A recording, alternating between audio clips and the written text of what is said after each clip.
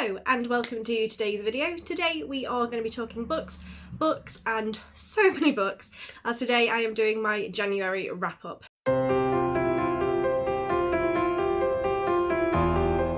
Now, last count I read 38 books in January, so for your sanity and mine I decided I would split this video into two. Sitting down and talking about this many books does take freaking ages, and also I realised that it is a very long time to ask someone to sit and watch a video, so I thought it might be nice to split it into easily digestible chunks, and for that I've split my January reads into two, and no particular order. We're just going to go through half of them in this video and then half of them in a video which will be released a little bit later on in the week. One day I may actually get around to having a posting schedule, but that day is not today. No. So without further ado, let's get cracking because we have got a lot to talk about. So first up, you will notice that many of these books this month are historical romance. It was a very historical month. We did the historical romance readathon. There was various read-alongs I was joining in with. I'm generally just a historical romance reader anyway. There are a few other genres thrown in there for good measure, but most of them will be historical romance. And first up we have Dangerous by Amanda Quick. This was read as part of the Winter of the Wallflower group with Seasonally Booked Up book club, and yeah, this was, I don't know, I think it divided people in the group. I think some people really liked it, some people didn't. This is the story of Prudence. So Dangerous gets off to a very interesting good start. It gets you straight in there with the action. We meet Prudence, who is at the house of, you're gonna forgive me, I can't remember his name, Sebastian, that was it. I've read so many books recently who the hero is called Sebastian, it's just a thing. But she goes into Sebastian's study, his office, to try and convince him to not enter into a duel with her brother. I can't remember why the brother wants to duel her, just generally he doesn't like Sebastian. But she goes to try and ask him to not go into the duel. She's worried that her brother's going to get hurt. The light is reflecting off that so badly. And instantly between them there's chemistry. Sebastian's meant to be a rake. He's meant to be very kind of naughty and not massively appropriate in his behaviour, and they end up in a passionate clinch within minutes of having met each other. And then the book just follows their relationship as they get to know each other better. There is a whole subplot where Prudence is actually a ghost hunter. She is really into paranormal activity. She's always trying to find evidence of ghosts. Sebastian also has kind of a secret side biz where he's off trying to solve mysteries and sneaking into people's houses, and the two of them kind of decide to team up and help each other out. It's an interesting story. I wouldn't say it's my favourite historical romance book I've read this month by a long shot, but it was a lot of fun. I did like the characters of Sebastian and Prudence, and I did like how the romance ended up. So a really enjoyable read, and I'm very glad that I read it as part of the read along, because I don't think I would have ever picked that up of my own volition. So next up, in January, I was lucky enough to find a whole heap of new authors who I never read before, who I thoroughly enjoyed reading about.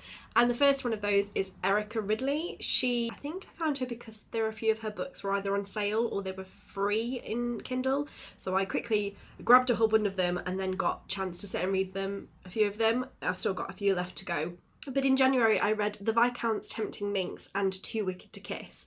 Now The Viscount's Tempting Minx is a kind of novella that leads into a longer series about a group of friends who've all come back from the war, and they all have their various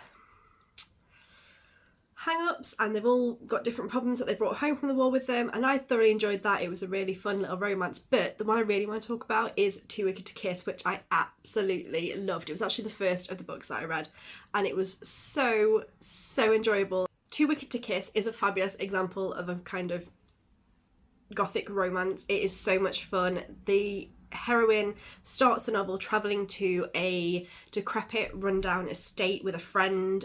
She has thrown herself on her friend's mercy because her stepfather is awful and is treating her badly and generally being a creep, and they are heading to the household of Gavin Lioncroft, I believe his name is, and basically the plan is for the friend to somehow trap him into marriage. He's very rich, but he is also a bit of a recluse. He's been cast out of society. There's a rumour that he may have killed his parents, and so generally everybody hates him. And there's the opening scene when they arrive at the castle house place. I can't remember exactly what kind of building it was, but I feel like it probably would have been a castle. is so great. He's so moody and he's so beast-like and he's so antisocial. He just wants them gone, and it's so much fun, but he's instantly drawn to Evangeline. She's obviously, you know, there's more to her than meets the eye, and he can't help being pulled to her. And the whole plot was just so much fun. There's a murder in the house party and instantly everybody assumes that Gavin was the culprit, and she sets out to try and prove that he wasn't. There's a whole murder mystery going on. It felt so like an old-fashioned gothic romance. It was so well written. The plot was so simultaneously suspenseful and kind of gripping, but also really entertaining. It was done in kind of a slightly tongue-in-cheek, not parody, but definitely an homage kind of mood. I absolutely loved it. It was so much fun, and I can't wait to read some more of Erika Ridley stuff because it was just easily one of my favourite reads of the month. So next up we have The Beast's Bride by Ava Devon, who is writing as Marie Clairmont, I believe. And this was one of those books where when I was reading it, I thoroughly enjoyed it. It was a great story. I assumed from the title it would be a Beauty and the Beast retelling, and I don't think it really could be classed as that. He is meant to be a bit reclusive. He likes to be left to his own devices. He's not particularly a social butterfly, but at the same time there's nothing really beastly about him. He's not a horrible person. He just wants to be left alone. The hero was Adam, and the heroine Augusta, I believe her name is that right? Yeah. They are thrown into a compromising situation. The heroine is, as usual in these things, penniless and needs to kind of find a husband, and they end up in what is a fantastic situation, I have to say. I've never read a compromise scene before where the woman's dress literally falls to pieces during the scene. That was quite amusing. Not through any scandalous behaviour, but just because it's such a crappy, run-down, bedraggled dress that it literally just comes apart at the seams. That was a great premise for me. It was a really fun start. I did really, really enjoy the book as I read it, but my only kind of downside with it was that after I'd read it, and obviously I have read a lot of books this month, and a lot of them historical romances, and a lot of them featured reclusive heroes who fall in love with heroines they don't want to fall in love with, is it just became a little bit forgettable, and I wouldn't say it was the most memorable of stories. And now trying to remember which exactly that book was and what exactly the plot went to, I would struggle. I would possibly read it again at some point just to refresh my memory. I do remember really enjoying it, but like I said, definitely not the most memorable thing I've read this month. So next up is the first reread of the month for me, and this is a really, really, really old reread because I've had this book for as long as I can remember, and that is Eternal Outlaw by Georgina Gentry. This is an old book, people. This is old. Although not as old as I thought it would be. If I remember rightly, this was published in 1999, so, you know, I was thinking this was going to be like 80s, and it's not quite that far back. So I found this book again when I was sorting out my bookshelves way, way back at the beginning of January, maybe even the end of December. And I remember seeing it thinking, oh my god, I used to love that book. I must give it another read. Turns out I didn't love it quite as much as I remember. This is a bizarre, half historical, half time travel, half fantasy, half paranormal romance. It's a lot of halves, that doesn't really add up, but you know what I mean. In modern day, so 1999, the lead character, Angelica, goes to work for this new mega rich businessman, Johnny Logan, or John Logan as he's known at the time, and he is this super powerful, super rich, but very, very reclusive gent, and it finds out that he has a bit of a secret because he's actually Johnny Logan, a bandit stroke cowboy kind of character from the old Wild Wild West, who has made a pact with the devil to have eternal life, as you do, and he has to go back every so many years to re-sign his contract and basically continue his eternal life, or he will die. Because of that, he's never really had a relationship, he's never really fallen in love, because he knows that ultimately he will live and that person won't. He and Angelica end up stuck back in the old Wild West. It's an amusing little story, but it didn't grip me as much as I remember it gripping me. And I also found both Johnny's attitude and Angelica's attitude really, really, really weird. To say it was written in 1999 when I was like 14, so, you know, not that long ago, and attitudes weren't that dated. She seems really old-fashioned, like really kind of not at all like a modern day woman at all. And he, even though he is supposed to have lived through all of these times, he's gone through history, growing with it, he still seems like he's stuck in the mentality of a guy from Wild West America, which, I don't know, reading back as an adult, it just seemed a bit odd. It didn't sit right. It just didn't flow. It felt unnatural. It felt weird. So unfortunately, I didn't enjoy this one as much as I thought I would. But it was fun to read back something from old Nostalgiaville of my childhood. And there's a few more that I've got to read that I also read back then. So we'll see if they live up to my memories better than this one does. So moving away from historical romance for just a minute, but sticking with the theme of books that I've read before. In my Kindle Unlimited video, I mentioned that there were a couple of books that I'd read at some point on my Kindle that I couldn't remember at all, and so I was going to give them another go and then actually get to review them and talk about them. And the first one was Untouchable by Sam Mariano, and everybody I've seen who's spoken about this book recently has raved about it. And I couldn't remember what it was about it that I didn't particularly like, where I didn't remember it's one of my kind of go-to dark romances. And then I read it, and it all came flooding back. So Untouchable is a dark, bully high school romance. So I am expecting themes of just horrible behaviour, usually from the hero and his friends to the heroine. That's how these things traditionally go. There's often some form of physical or sexual assault thrown in there for good measure, and genuinely, usually their attitude just sucks. And that is definitely how this book starts, and I have no issue with that. I know it's not everybody's cup of tea, I know it's not everybody's bag, but me personally, it's fiction. And what I like about dark romance is how it forces you to confront elements of humanity that you wouldn't necessarily normally be comfortable with, and you definitely wouldn't want to experience in real life. And I also like the fact that you see how someone can push themselves to the boundaries of kind of what is horrible human behaviour, and how they can still be redeemed from that and still come back from that and still eventually earn the love of another person. And I love a good redemption arc. They are amazing. And I think that's my problem with Untouchable. So the book opens with the heroine trapped in a room with the hero and some of his friends, and they full on sexually assault her. They threaten her. They threaten to kill her, I think, at one point. It's brutal and it's awful. And that's okay, because that is where you'd expect a book like this to take you. You would expect it to go. But for me, what gets weird about it is it never really comes out of that place. So the hero then proceeds to follow the heroine around. He still kind of forces his attentions on her all the time whenever he gets a chance. She asks him to go away and he doesn't. And that's all gravy. That's all grand. But there's just something about him that never really sat right with me. He never ever seemed apologetic for his attitudes. He never ever seemed to in any way try and redeem himself. I mean, it's almost like at one point he buys her some nice flowers and a pretty dress for prom and gets her into a nice college, and we're meant to go, oh, that's okay then.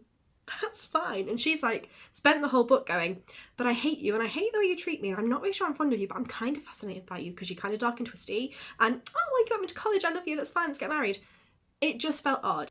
I think I realised reading this and looking at it, having now read a lot of dark romances and knowing what I like and what I don't like, I like it in a dark romance with a hero is acting all the time in what he thinks is the heroine's best interests, even if he's doing it in a way that we wouldn't necessarily agree with. So, for example, stalking someone or holding them captive or whatever, but generally doing it in a way that he thinks ultimately works best for the heroine. And in this one, it just felt like he completely disregarded the heroine's wishes at every turn. Every time she said, I don't want to do something, he did it anyway.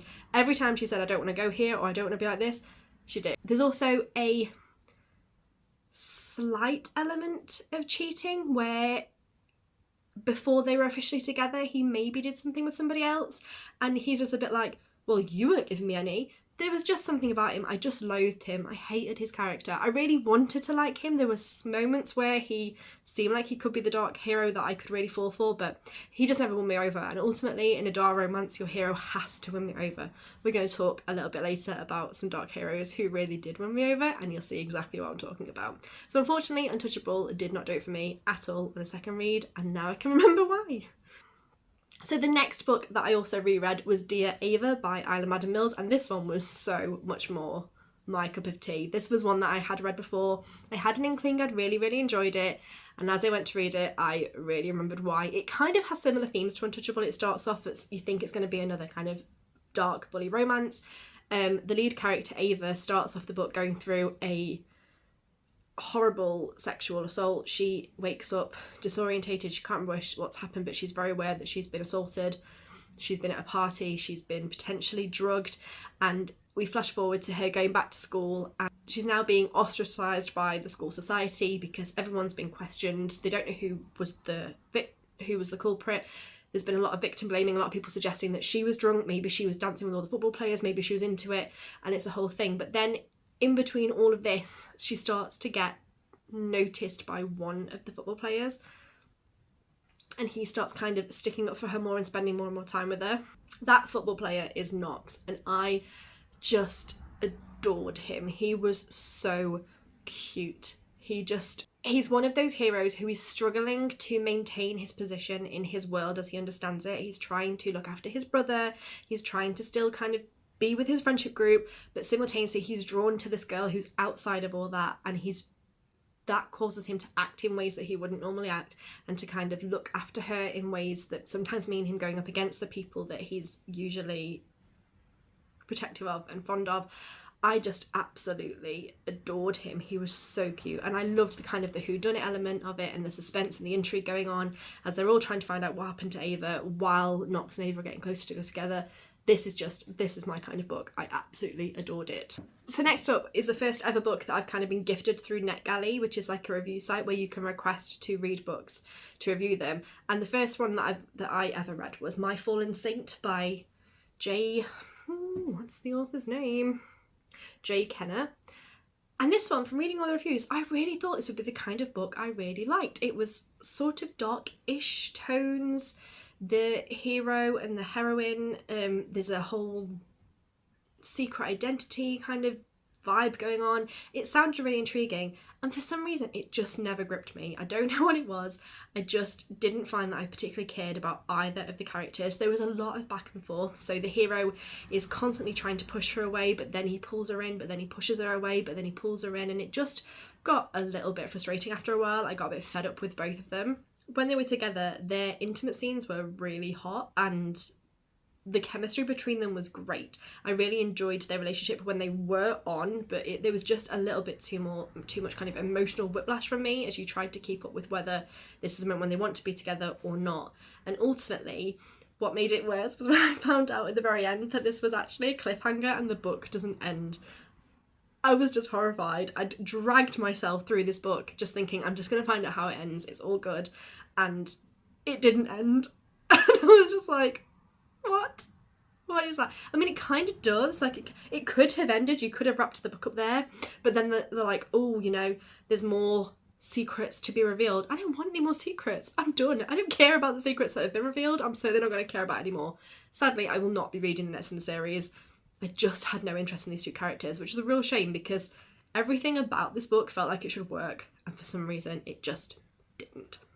So next we're going back to historical romance, hallelujah, and as part of the historical romance readathon for the group read, we read A Notorious Vow by Joanna Shupe. I've never read anything by Joanna Shupe before. I definitely will be from now on. So A Notorious Vow features Lady Christina. She is from England. She's moved over to America to try and entice a rich husband. And I really liked this slight switch on this whole plotline that I've seen. I've read a lot of books where the American heiress comes over to England to attract a lord or whatever. And I really enjoyed the fact this kind of flipped that on its head a bit. And she's over there in America. And her family were horrid, full-on, awful human beings. They were willing to sell her to the most repulsive, vile human being as long as they could go back to England and live in the lap of luxury. I just wanted to slap her mother. Just awful people. In an attempt to escape them, she starts walking in the garden of Oliver, who lives next door. He is a very rich American, but he's also reclusive and he's also deaf. And she kind of meets him and he's like, go away, stop coming in my garden, leave me alone, I don't want anything to do with you.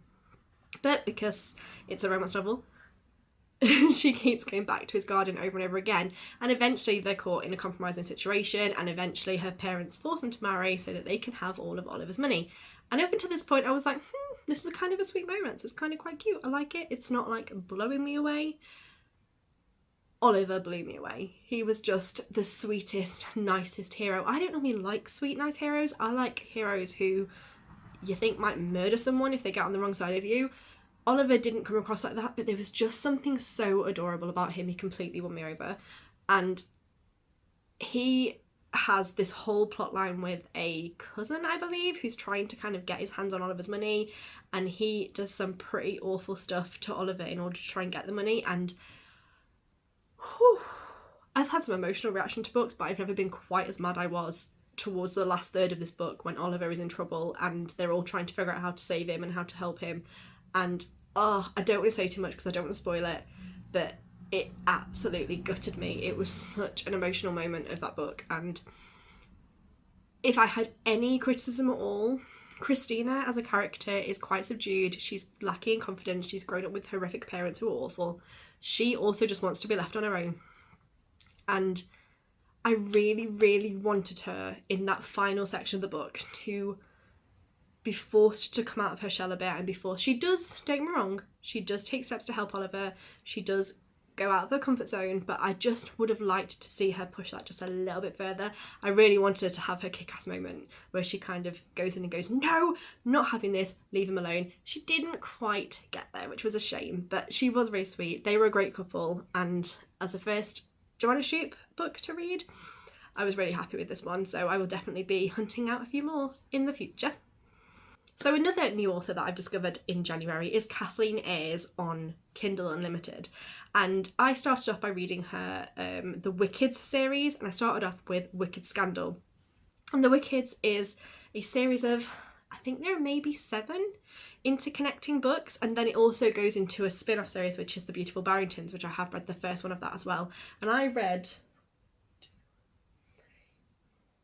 six Kathleen Ayres books in January. They're on Kindle Unlimited. I just whipped through them. They are amazing. All of the stories kind of start to interconnect. They are standalones. You can completely read them as standalones, and I think I possibly read them in a bit of a random order at times where I just kind of dipped in to different books, but they do feature characters that you kind of can follow them through, and you'll meet a character in one book and then that will become in the next book. They are all slightly different. They all feature slightly different plot lines. For example, Devil of a Duke takes place half of it in Bermuda, and then the characters come back over to England. I have thoroughly enjoyed every single one of them that I've read so far. So this series reminds me an awful lot of Christy Caldwell's Heart of a Duke, or even maybe Julia Quinn's Bridgerton, in that each book kind of has a different trope and a different story to it. All of the heroes and the heroines are slightly different, and their romance follows a slightly different path. So some of them are marriage's convenience, some of them are forced proximity, some of them are enemies to lovers. I've thoroughly enjoyed all of the ones that I've read so far. They're all brilliant in their own unique ways, but my absolute favourite that I've read so far is Wickedly Yours, which is the story of Lady Arabella. You meet Lady Arabella in book 2, Devil of a Duke. She's the sister of the Duke, and she is not a very nice character. She's a bit of a bitch. She's really, really, really horrible to the heroine, and ultimately makes a very, very bad decision where the heroine's concerned and causes an awful lot of trouble for the hero and the heroine in book 2. And so I was really fascinated. I always love it when that happens in a book, and then you meet that character later and we get to see how they kind of come out of that. And so I really liked revisiting Arabella and seeing who she would eventually end up with, and how that would all turn out. And her story was very interesting. She ends up finding herself in a bit of a sticky situation herself, and she has to be rescued. And she is so resistant to this. She's so used to having to be prickly and put up this kind of facade of this mean girl that it takes a very persistent man to chisel that down. She ends up in her own marriage of convenience. I loved it. I might have liked to see her just slightly, I don't know, I think her redemption arc was just a little bit smoother than I would have liked. She needed, I think, a couple more moments of really realising how much of a horrible person she'd been. But ultimately, I really, really, really enjoyed this book, and I will definitely be reading the rest of the series and anything else that Kathleen Ayres fancies writing. And finally, for today, drumroll please, I couldn't wait to talk about the 2 books I've been waiting to read since, it feels like forever, but it's actually only been probably mid-December when I very first heard about Kerrigan Byrne. As you know, if you've heard me talking about her, I am a new devotee of Kerrigan Byrne, and she can do no wrong in my eyes. And as we started the Romance Book Squad read-along of her Victorian Rebel series, I had some flipping high expectations because I have heard some very, very, very good things about this series. I think it would be fair to say all of those expectations have been blown out of the water. I was gobsmacked. First up, we read The Highwayman. The Highwayman, where do you start with The Highwayman? This book blew me away, if only for the fact that it felt like Kerrigan Byrne had reached into my mind, into my soul, and plucked out the romance novel that I wished existed. Every single beat of this book was exactly what I would have asked if someone had said to me, could you please tell me the ideal plot of your ideal romance novel? This is where we would have ended up. It's just wonderful. The heroine is Lady Farrar. She is a widow. She is working in Scotland Yard with Inspector Carlton Morley, who I know from the book Courting Trouble, the other one, Seducing a Stranger. It was really fun to see her. She is mentioned in that book, and they mentioned the fact that she kind of was sort of involved with Carlton. You actually get to see it in this book. She meets the mastermind criminal Dorian Blackwell, and he kidnaps her and takes her off to his castle, which is, you know, the perfect thing to happen in a romance novel. Some people do consider the Kerrigan Byrne books dark romances. I personally wouldn't consider this book in particular to be a dark romance. For me, a dark romance, as I've said before, involves when the romance itself is dark, and at no point did I think Farrar was in any danger from Dorian. He clearly is uber protective of her, and there's obviously, he clearly has ulterior motives, but at no point do you think he's actually going to be a threat to her in any way. The dark elements are definitely there in the book with other characters and with kind of backstory. There's some kind of quite traumatic episodes have happened in both of their lives, but between the two of them it was all pretty standard. It was hot. There's a whole subplot with Dorian not liking to be touched, so when they're intimate he has to find ways to stop Farrar touching him, and I think I'm going to leave that there, but let's just say I'll take a bit more of that, please. That was right up my alley. This was just absolutely flawless. I mean, it was, for me personally, this is how all romance novels should be written. I love the kind of the mix between the character who's really gruff and violent and aggressive and kind of distant and used to not being loved and used to not being lovable or loving, who comes up against this love that he can't control and he can't deny, and Farrar is just the perfect foil for him. She doesn't back down, she doesn't give in to him. If anything, often she winds him up and she kind of eggs him on and forces him to come out of his shell a bit. It was just perfect. I loved all of the side characters. Murdoch is a massive favourite. All of the other staff, just, they all helped to kind of build and flesh out the world and just made it so exciting. We were all saying in our little reading group that it gave it definite Beauty and the Beast vibes, because you had kind of all of the secondary characters who were all there kind of helping them out and egging them on, while meanwhile she was trying to get him to come out of his shell. It was just beautiful. There are a fair few twists in this, and I did see most of them coming, but I think that is because she's just 100% on my wavelength. It's just, I feel like we are two minds. I feel like we're just, you know, completely in sync with this book. It was absolutely brilliant. I honestly didn't think I would ever read a book better than The Highwayman by Kerrigan Byrne. And then I read The Hunter.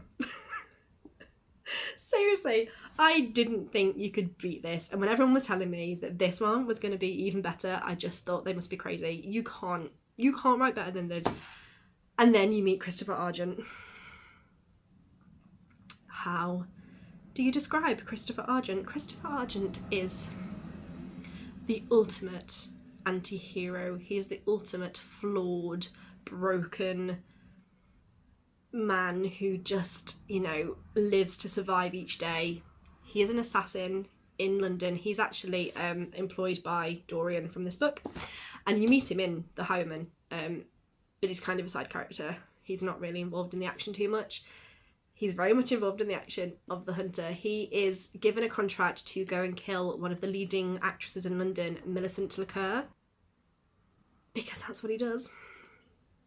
He kills people for money, because that's, you know, that's everyone's favourite hero, right? Keep Prince Charming's. Give me a serial killer any day. And obviously, as soon as he meets Millie, he is completely overcome with feeling an emotion and he can't go through with it, and he ends up being her protector instead and looking after her and protecting her from other people who are also trying to kill her. He was just perfect. Absolutely perfect. His backstory is tragic. His history and the reason why he's become a killer and the reason why he kind of ended up where he ended up is just wonderful. There were so many blinding moments in this book. I wouldn't even know where to start, and honestly, without spoiling an awful lot of it, I couldn't say too much about it. It just absolutely stole my heart in so many ways. I adored how much he craved Millie and how much he wanted her, but at the same time how he felt like every time he touched her or went near her, he would in some way be desecrating her with his very kind of presence, because of him being so dark and so steeped in blood and violence and death. He's so protective of her. Once he's decided he wants her, he just doesn't want anyone else near her, which is just, it kills me. I'm such a sucker for stuff like that. I absolutely adore it. There is so many moments in this that just gutted me.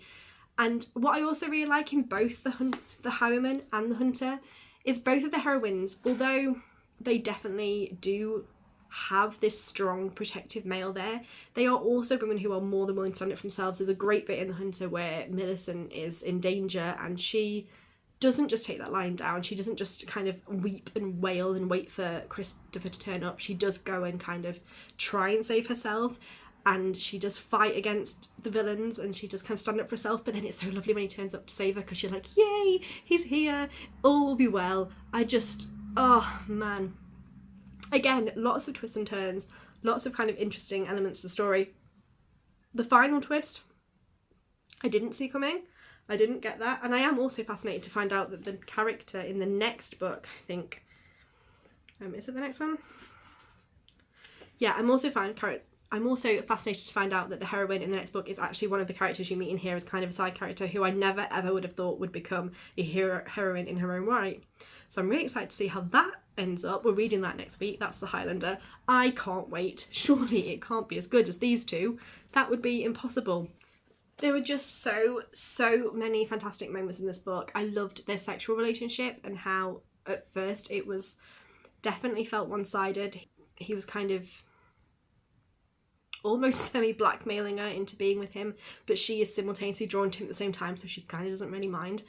And just watching them get close together, how after every time they're intimate, he feels so guilty. He's so ashamed of himself for kind of wanting to be near her and wanting to take something from her that he feels he can't give back. It's just so beautiful. I loved revisiting characters that we met in the first book. You know, you see Farah and you see Dorian and you see Murdoch. Poor Murdoch has a really rough time in these books. I really hope he has at least one book where he doesn't get injured, because the poor guy just struggles. I think one of my all-time favourite scenes was a scene between Dorian and Christopher right near the end, where Dorian is basically trying to convince Christopher that he is worthy of love and he should have a go at it with Millie. And just hearing Dorian talk and seeing how far he's come since the first book and how much Farah's love has helped to redeem him and helped him to see the world in a different way, and to kind of go, maybe what happens if all the horrible things we've been through have led us to this person and this woman, and this is why we've done all that, and this is why we've been through all that, so we get to now have this.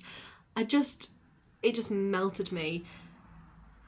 The whole trope of the man who just doesn't feel anything and who is just completely emotionless and cold, apart from when one woman just brings him back to life, it just crushes me. It gives me serious kind of Cresley Cole, Fated Mates vibes. I'm just such a sucker for it. I absolutely adore it. I can't wait to read the next one. Look how pretty they're together. So, side note, you cannot get the next couple of books in actual physical copies, so I've had to walk through them on my Kindle, but I'm definitely looking forward to reading them next week. So that is everything. That is all the books I've got to discuss right at this particular moment. Like I said, I will be doing part 2 of this video a little bit later in the week and talking you through the rest of the books I read in January.